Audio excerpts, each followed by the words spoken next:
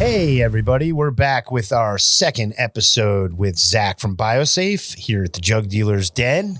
Back in the den. Today, we are here to drop some hardcore science on you guys. Yeah, we're really this side of it got into a lot more science, and I think what for a lot of people is what they tune into here. You know, we want to establish who our listener is, and of course, in an effort of establishing, who we're bringing in and the information they're going to give us, we do got to build that story a little bit. So I think episode 1, you definitely heard some of the story, but now you're really going to get more of the science, the nitty gritty, baby, and also getting into the products themselves.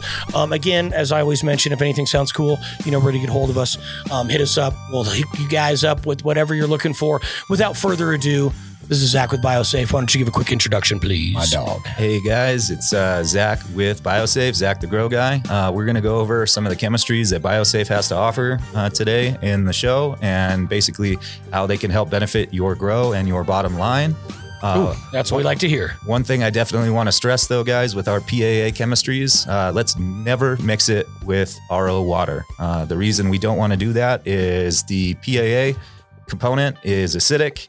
If we mix an acid and a base and there's no bicarbonate to interact with, we just made very expensive water. So Good tip. Our xylitol applications, guys, we don't want to use RO water. No RO with 2.0. How late in flower can you spray your plants with xylitol? 1 hour before you cut them down. What was that again? Just so our listeners hear.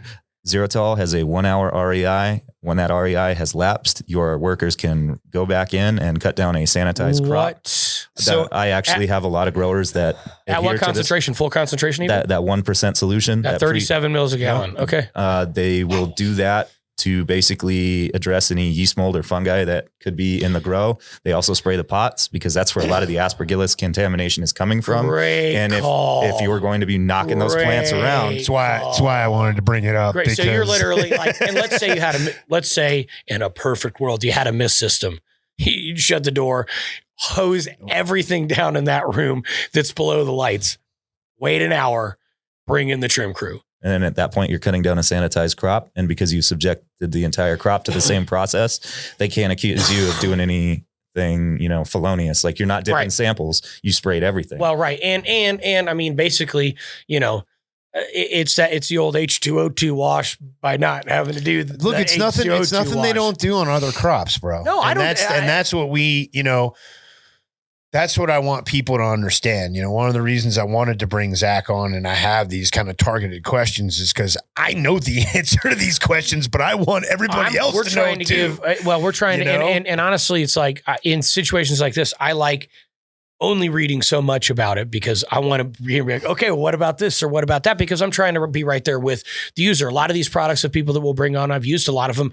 I haven't. So I'm trying to be here right along, with them learning about it. So, I mean, this is definitely, again, there's a bunch of different ways to clean up a crop, but in my heart of hearts, spraying xylitol is one of the, how do I put this? The safest and nicest things you can do for your customers. If you're microwaving your product. Yeah, if you're rat sourcing it. Right. Well, and I just also think about where, again, as I look at family-owned company that was focused on water quality first. So already knowing the ethics of that and here in the dry, we're in the Air West, guys. Zero residual allows you guys to sanitize your crop and still have the crop that you had before. There's nothing going to be imparted into it that's going to change its, flavor. So obviously, and just asking, of course. So of course I was going to ask the dumb question as far as extractions and things like that.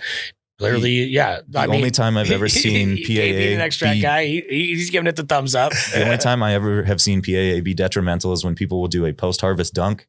And that's because the cannabis flower at that point has lost its osmotic pressure and it can't respond in a way that it normally would. Think of it almost like a rose bush. I'm actually really glad that you addressed that because it was going to be a question because that's where we've seen a lot of people doing the post-harvest. I think that was actually Jorge, if I remember correctly. Is it Jorge? I think it's Jorge. Yeah, you're right. I'm pretty sure, but whatever. Hey, look, dude, I've seen that. When you've got a rose bush in your backyard, you can put your center pivot sprinkler on and get that bush wet, and those petals never bleach. Right. The minute you cut that flower out and you put it in a vase and you bring it in the house, if you spink on it, it turns white. Right. And that's because that osmotic pressure is gone. The premise is the same with cannabis. So because I would be remiss if we don't talk about anytime we're talking about, and of course, let me be clear. These are IPM products. These are things that can be added in with any All right, guys, quick interruption. If you happen to work in a commercial grow and like to sample anything at home or in the commercial grow, please hit us up on Instagram at Jug Dealers and we will get you guys taken care of. We'll get stuff into the commercial grow. We'll get stuff in there for you to test. We understand seeing is believing. Hit us up. We'll get you taken care of. Thing that you're doing. The beauty of IPM is these are to be used in conjunction with other products. Now, of course, things like, and actually we can talk about a little bit about this, these petroleum-based products and just why they are a problem. Let's touch on that a little bit because, you know, again, we've talked about what we believe is the nicest way to deal with some of these problems. What are some of the not nicer ways and why do we want to avoid those? Well, some of the miticides that were out there, were developed to, there's one in particular that's a translaminal action that literally it's designed to penetrate its way through a leaf tissue because spider mites hang out on the bottoms of leaves. Sure. So you can spray the tops and the poison still gets to the bottom. Well, that's kind of scary. And there were a couple of stories when I was in California of applicators that had used it one time and gotten diagnosed with prostate cancer. My goodness. Jesus. So there is, the residual aspect of some of these pesticides is very scary. The PPE that needs to be so okay, PPE with let's just get this out of the way. PPE for your products because even though it is the nicest way, and you said in concentration, clearly having come to contact with any type of liquid on your body, it's going to be a bad deal. Please. Obviously, eye protection first. With Azagard, you're going to need a respirator. With Bioseries, you're going to need a respirator. Sanidate and Xeritol do not require it, but if you want to put it on, that's fine. Obviously gloves, long sleeves, pants, waterproof shoes and socks. The PPE for our products is not crazy, but I always say, that again, ounce prevention is a pound to cure. If it makes you feel safer wearing a respirator with the product, wear it.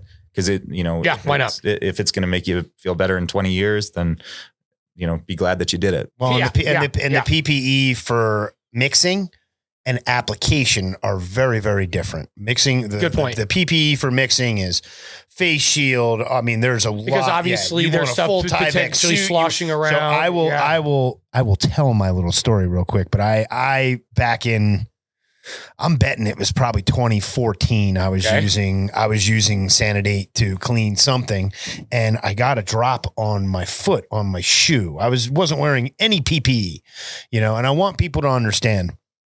Anytime you're using any pesticide product, in there in Chacos.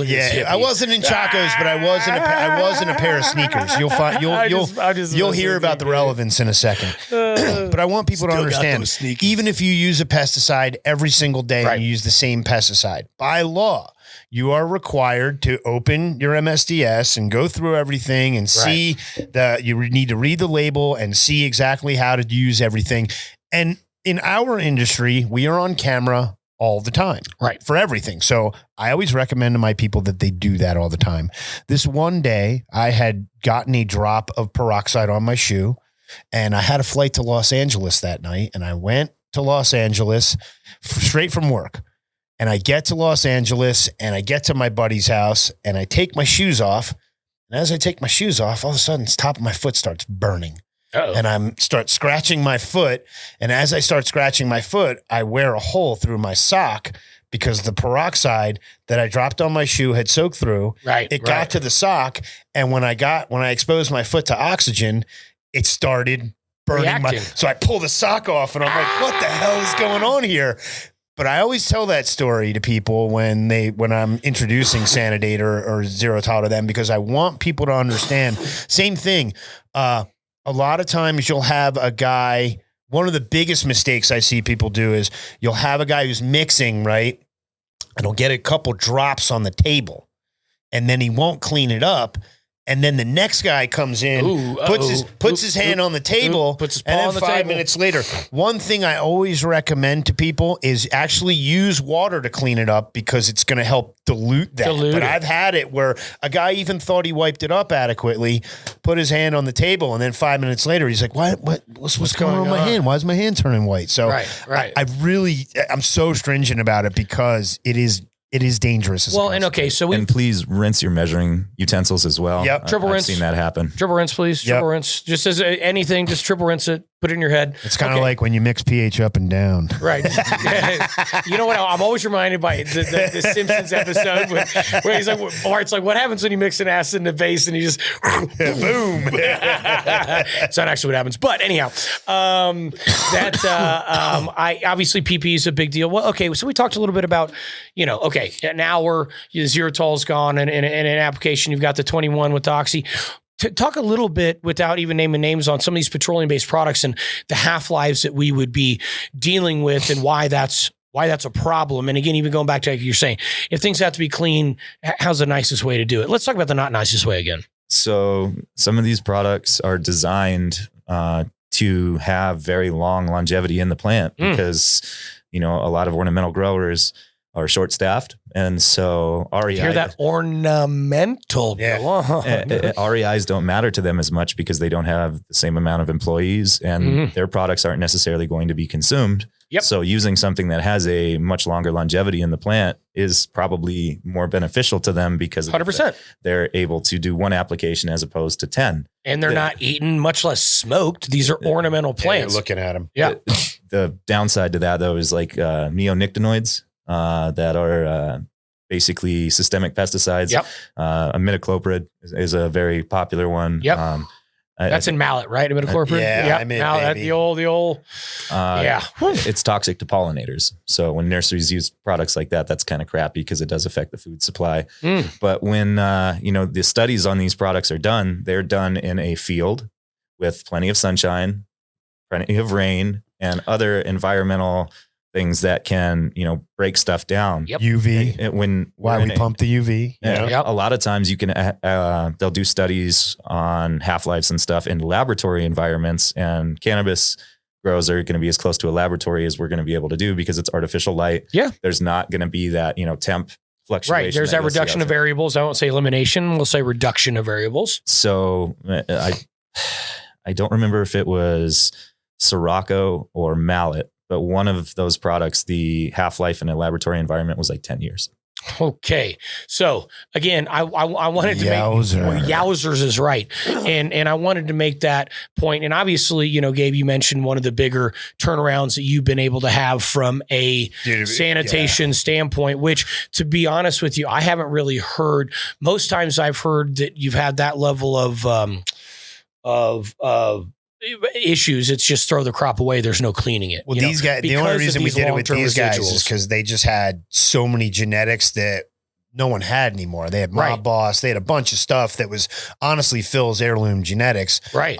But yeah, but again, I haven't, in most situations, it's like, because you're talking those kind of half-lives, it's one, how can you even speed them up, especially when you're talking about something that at that point is a systemic aspect of the plant. They're not just sitting out there on the surface. Tissue. You know what I mean? And I also love the fact that you make point of, because Gabe loves to make this point too. Hey, when they're talking about even half-lives of anything, it's in a field crop situation.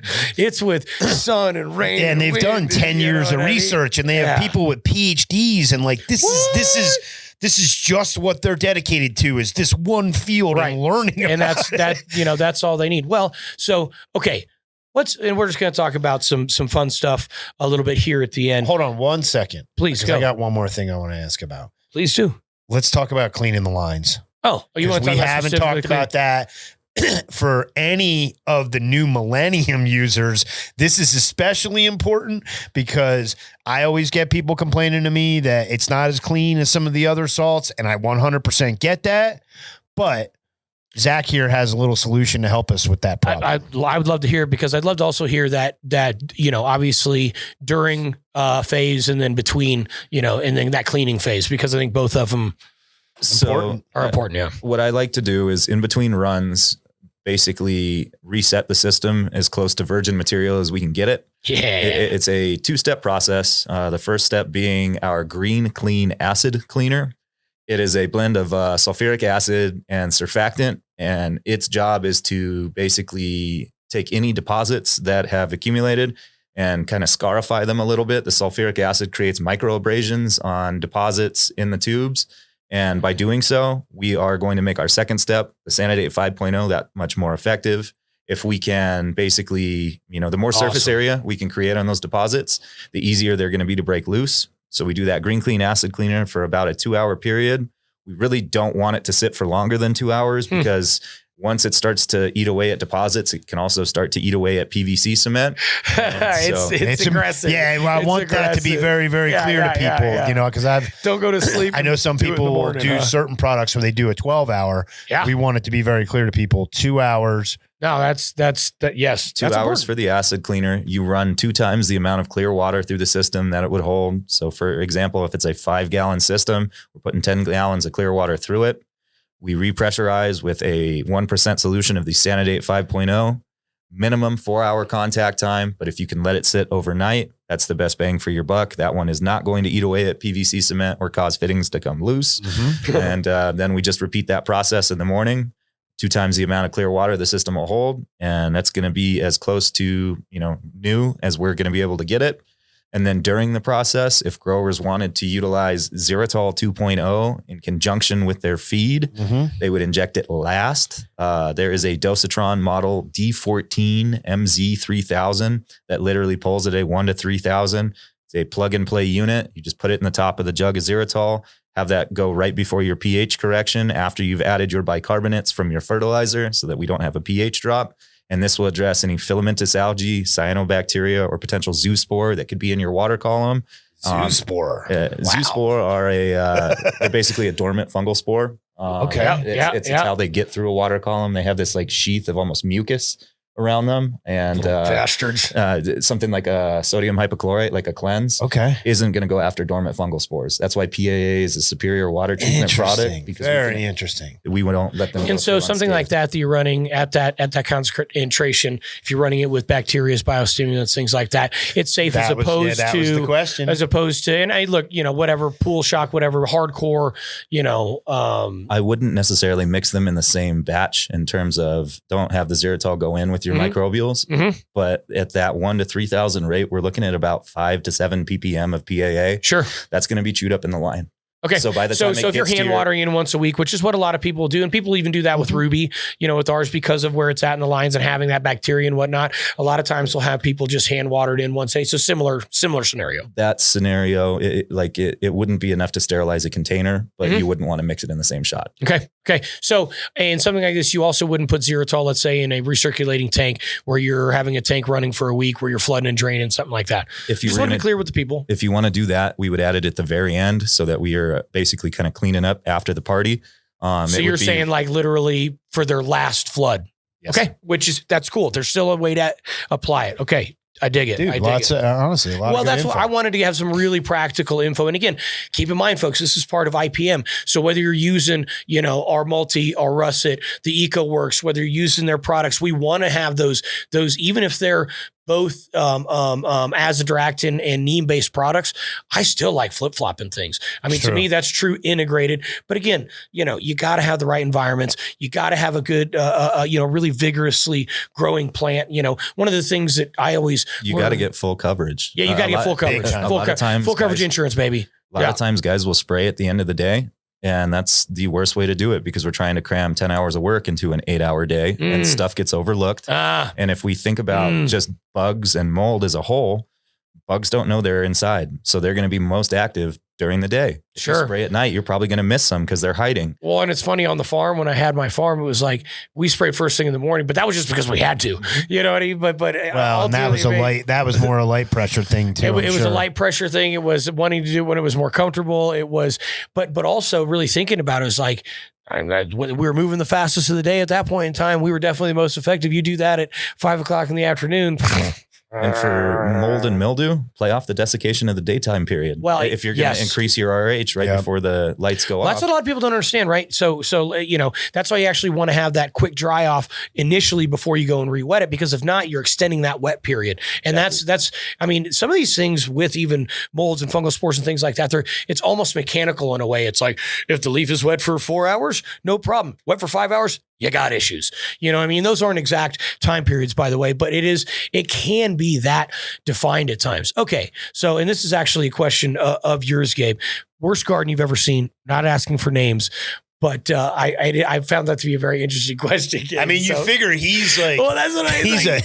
He's a fireman, dude. Your job is putting out fires. So what is the worst dumpster fire? I'm not going to name names. We wouldn't expect it. but it is in a very rural part of Oklahoma.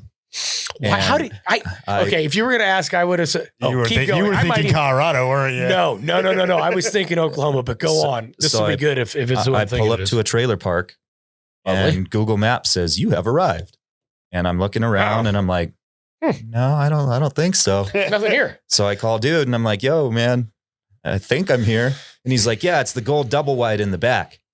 And so I drive into this trailer park. Oh, okay. And I go to said double wide. Said double wide. And I get out of the car. And the first thing dude tells me is, you've had a bead on you since you drove up. And I'm like, excuse me? And he says, see that trailer over there? It's a crazy Vietnam vet that protects the grow. And anybody that drives in the parking lot area, like he points gun at him. And I'm like, dude, I'm here to talk to you about Xeritol. I'm not trying to steal your booth. Like this is before I even walk into this grow. Right. You're like, So I get into the facility. Oh. You guys seen Trailer Park Boys where Ricky puts tinfoil on the walls? Yeah. There was tinfoil on the walls in this trailer, boys. Wow. Next level, folks. That's funny. I ended up not eating lunch in the town after that visit. Oh, God, no. I would be afraid of being poisoned, even just inadvertently. Dude, I couldn't believe that those people were able to get a license. It just showed how at that point you knew what was going on in Oklahoma. You're like, oh shit. They put a mirror under your nose and they're like, yep, you're good. It just, everything else that was going on there, and as cowboy as it was very strange to me that they wanted to use ethical pesticides. You're like, hold on a second. Like, I feel like I'm the wrong guy for this. Like you need some really hardcore. You need the witch's brew. I got a guy for you. You need the witch's brew. That night was the only time I have ever sent my wife a Google pen where it was like, if you don't see me again, this is the last place I was. This is where I am. This is where I am. All right. I always like to, I've got a few questions that I, kind of like to ask every guest and just finish up with this. And this is you, this is Cannabis, this is whatever, this is definitely kind of your time. I definitely like to, and I really think we got some very applicable information. And that's what, and so obviously anybody, reach out again. If anything sounds interesting, if you need some more information, Grambo's done a great job as always. Thank you, Grambo, the man behind the glass. We don't really have glass, but it's the man behind the glass. Yep. He's got the information. So can always hit me up on Instagram too. If you've got questions, it's Zach the Grow Guy _biosafe. And I pay attention to that pretty often. If I don't see, he does answer. I can attest to that. He can attest to it. He does answer within a couple of days. Yeah. I mean, we're all very busy people. Good. I'm glad you put that out there. I definitely wanted you to do that as well. Let's just, let's walk through these a little bit. Let's see here. First one, what motivates you? The industry, the plant, the people. Okay. All right. Wanting to help others. And so that's what continues to fill your cup and keep you going and keep you, because again, and I know, and Gabe knows, this is a different industry than it was in 2007 California, 10 years in 2012 ago. Colorado, in 2017 Colorado, right? This is a different industry, and you really have to know what you're doing. In my opinion, you have to build really good relationships, and you have to get support via building trust with people. You know what I mean? So again, and I would say, and for Gabe and I would say similar, I like your picture of the wolf. It's like, yeah. Now pretty pleased with sugar on top in the fucking grill. So and I will say that also, that makes me feel good just because so many people have come and gone in this industry, and the few of us that are still here, I believe that we are so motivated and reaching out. We believe, dude. And putting this information out is what keeps us motivated. So thank you guys for listening. Please subscribe if you haven't. Please share if you haven't. Okay, so next question. All right. And this is a 2-part question. We always have to ask this strain, right? Strain, like Freudian slip. What is your favorite strain, but grown and smoked? Because for me, it can be two very different things. So my favorite strain that I've ever smoked was the Mr. Nice Black Widow, which was supposedly the original White Widow. And it wasn't on my list, but That strain only tested at about 18% THC, but it was 31% overall cannabinoids. And I have not had anything that had that type of just awesome couch lock effect. Mr. Nice, dude, going deep in the pocket and obviously on that. that was something that you probably would have never even had an opportunity to grow. So that's going to fall into the favorite ever smoked category. And no, I grew it. Oh, you did get a chance to grow it? Yeah, I grew it when I was living in Santa Cruz. And how did it grow? It was actually a great plant to grow? Or she was very bushy. Okay, so is that the answer for both then? Grown and smoked? No. Okay. So probably Blue Dream would be my favorite to grow. Wow. Oh man, well she was a big dude. That Santa Cruz Blue Dream, and you mentioned your time in Santa Cruz. She was a rock star. She was a rock star. She was the original commercial strain. Rock she was star. Resistant Rock to star. everything. Huge nugs. The bag appeal was there. It was really I hate to I'm thinking about it, and was it like the first played out strain?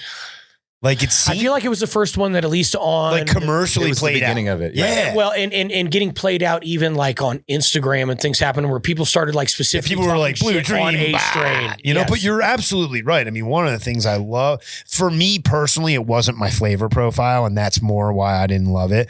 But as far as bangers growing, dude, that thing was an absolute rock star. Well, and as a grower, it made you a rock star, you know, Good because boy. you're coming out and you're like, yeah, look at this, like look at these big chungers and look at how sexy it is. It did. So It made rock stars. And not out for of nothing, people, he grew it. Lined a lot of He people's was at pockets. Mindful, in which part of the Mindful with like, you got to understand when you not only was that the first. It was really one of the first big buildings, like as far as an indoor acre.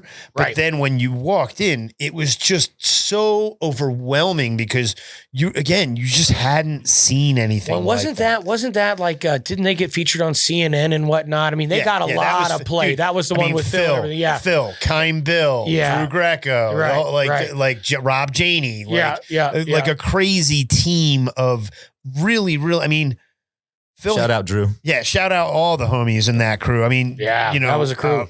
Phil really, like, if you look at the crew from that building, there's a lot of us, and I didn't work with Phil at Mindful. I worked with Phil at Grassroots, but there's a lot of people who came out of Phil's camp. Oh man. Because he was so adept at commercial cultivation. I mean, he was growing poinsettias. I was at gonna like say, I thought it was poinsettias. His family. He was doing poinsettias Yeah. at like 12 years old. He 8 would years tell you why he was telling you to do something. He would teach you, and it would empower you. Now that's teaching. Well, right? that's what we're trying real to do, teaching. It's is not just tell telling people somebody to do why. the task. And I'm always been a curious person, so I've always been a why person. And it's not that I'm trying to, question somebody's authority or anything like that. It's just like, I'm genuinely curious to know why. It's like, okay, for an example, you plant peas here in Colorado on St. Patty's Day. Well, why? I mean, you can either take that information and go with it and be successful, by the way, or you can figure out the why and still be successful. But for me, I love knowing the why, so trying to provide some of that why, I think, is for me, some of the motivation of doing this show is the why. Well, and I think with a lot of people who have, different podcasts, there's a lot of people who love weed. We love weed, but we love plants. We Right. love the biology of plants. We love the chemistry of plants. We love how all these things interact with each other. And, one of the things you and I talk about all the time Sure. is how we feel like it's kind of drifted away from that. It's just gotten to be where it's commoditized and people are literally just sticking to the plan, following the directions, doing whatever, but they're not learning why they're making the decisions they're making. And so that's one of the best things about having someone like yourself in, where we can really kind of get into the nuts and bolts, and people can go back and rewind this episode as many times as they want and go, what did he say about? It gives me the idea too, even some of these planned readings. And well, first off, I love to look at cannabis and say, you know what, it's a C3 photoperiodic plant, of which there are many in this world. Which for our listeners means it flowers based on photoperiod, right? It does. That's photoperiodic. But C3 means 3 carbon sugar is the first that it's made in the process of photosynthesis. There's C3, C4, and cam plants. The difference is cam plants are desert plants. C4 plants are mostly grasses. Monocots. Monocots, basically, for the most part. And reality is it's just talking about how they assimilate CO2 and what their first carbon, whether it's a 3 carbon or 4 carbon. And later, after we're done all the minerals, we are actually going to go back and talk about carbon and hydrogen and oxygen because they are important. Well, and the other thing is, I do think that plants and cannabis in particular, Well, and again, I'm just going to tease a little bit of these things, but I have a couple of very interesting suggested readings that will be coming up over. But, are plant sentient beings? Who's controlling who? Well, some of these process.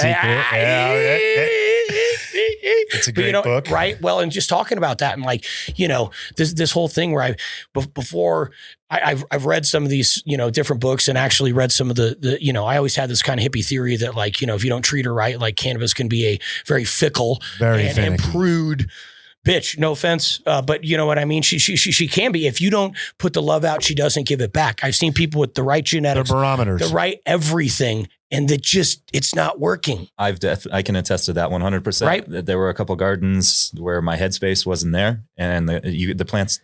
And if you're doing it for the wrong reason, they're taking that in. So fodder for another day. Okay. Fodder for another day. Don't worry, we will continue. Next question. Next question. What are you proudest of?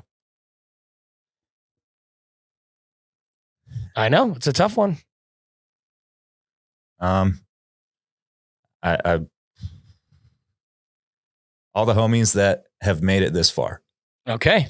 So it's true. You're proud of being part of this whole thing, which I can say the same thing. And I think Gabe, dude, I wouldn't be, I say to people all the time, man, like I really wouldn't be where I'm at today if I didn't have the experience I had at Sacred Seed, and I wouldn't have had the experience I had at Sacred Seed without Zach. I really wouldn't, And this is we got through it together. That's what you're saying is it's a real community, and that is something I've appreciated. And I know a lot of people in this industry that I truly, and they're technically competitors of mine, but I consider them dear friends of mine at the same time. And I'm happy to still be there with them. And again, thanks everybody for coming along on this journey. Kind of almost ends up as a 2-part question, but okay, we know what you're proudest of, and that's being here and being alongside a lot of the people that have come here with you. Do you have any regrets? Waiting as long as I did to help as many people as I could. For a while, I thought pigeonholing myself in a garden would be a smaller or smarter way to do it. Okay. But I feel like with the knowledge that I have and my willingness to help others, I definitely did the industry a disservice by being compartmentalized for a while. It's really funny you say that, by the way. Great answer. But I think that Gabe would share that sentiment as well, having spent the better part of a decade, maybe more, under the lights, if you will, and really away from the public, even to the point where I think you can say this too. You maybe thought you knew more people or thought you knew more about this side of the industry.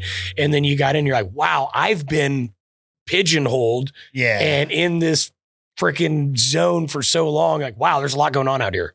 And there's, I think one of the biggest things too is there's been a very young group of kids that have come up that they just came up different than we did as far as, we spent so much time in the shadows, because it was illegal and it's been They have no idea what it's like to wait behind Taco Bell to get a bag of weed. And not for nothing. That's kind of why we do. That's why we do the first parts of these episodes, is because I want people to tell that part of the story. I want some of the younger kids to know. I want some of the older people to remember. I want some of the older people to be like, oh man, I was doing that same. I had a similar experience, Not only that, a common question is, and I always remember when you'd have as a kid, take your dad to work there. They'd bring somebody in. And I can't take my kid to work. He's, right. He's a, I don't know, the guy's a astronaut or something. It's like, how did you get to that? And it always, at least in my mind, was always, funny story. I just happened to be doing this and I met the person. And what I kept hearing over and over again was somebody that was open and opportunity based. I truly believe that luck doesn't exist. It's where hard work and opportunity meet. And just because you're working hard doesn't mean the opportunity is going to come. And that's a sad thing, by the way. It's not automatic. You can work hard your whole life and not get the right opportunity. You can also have the opportunity because you weren't working hard enough. It passes you right by. And I think that the people that are left in this industry and the people that are still out there that are doing this for the love of the plant, are working hard, and those opportunities are going to come. And I can attest for it, for myself as well. But being open to the process, surrendering to the flow, if you will. Well, and you firmly believe in who you work for, the products you sell. I mean, doesn't that make it a lot easier? Yeah. I mean, when you can really bleed what you're doing, being a company, being a independently, privately owned company that you matter to, so shout out to 5-8, shout out to New Millennium, shout out to BioSafe for being some of the ones, that are out there. And, last but not least, I would like you to describe what your perfect day is. Well, there's got to be a beach nearby. Okay. Step one. I get that. I'm digging it. Some barbecue. Okay. A bunch of friends, some good hash, and just, to me, the perfect day doesn't necessarily have to be unattainable. It's just, a Sunday with closest friends and good food. Well, in there, and look, the older you get, the more precious you realize how those times the simpler really it can are, right? be, And the simpler it can be. And I remember sometimes I have the toughest time breaking away from the simplest scenarios because I'm like, you can't pay to be back in this room with these people like this again. You know what I mean? And I've always really appreciated those, opportunities I've got in this industry and some of the people that we've all got to sit down with. And so, thank you so much, Zach, for coming and sitting down. I really appreciate you dropping the knowledge, spending the time with us here in the Jug Den. Again, any solid show, dude. Solid show, guys. A lot of good stuff, man. Always love seeing you, man. Yep. Back at you. Thank you guys for listening so much. Again, you know where to find us. You know where to find us on Instagram. You know where to find myself, Jaron_H.